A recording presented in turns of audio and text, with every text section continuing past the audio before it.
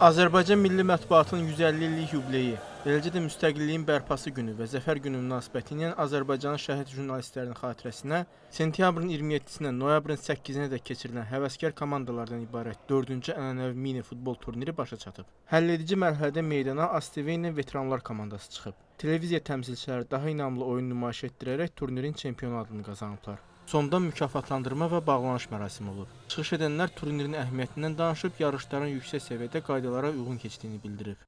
İştirakçılarımız əsasən bu il mətbuatın 150 illiyi olduğu üçün bu ilki çempionat demək olar ki, 12 komandanın 8-i media təmsilçilərindən təmsil olunmuşdu. Turnirimiz yüksək səviyyədə keçdi. Hər bir mükafatlandırma göz qabağında oldu. Bu turnir ildən ilə böyüyür, artıq 4-cü ildir keçirdirik. Məqsədimiz həm şəhidlərin adının əbədiləşdirilməsidir, həm də bu idmana gənclərin marağının artırılması, eləcə də vətənpərvərlik ruhunun yüksəldilməsi və xalqımızın gələcəyi naminə insanlarda gözəl əhval-ruhiyyə yaratmaqdır. Sonda media dəstəyinə və iştirakına görə Azərbaycan Dövlət İnformasiya Agentliyinə təşəkkürnamə təqdim edilib.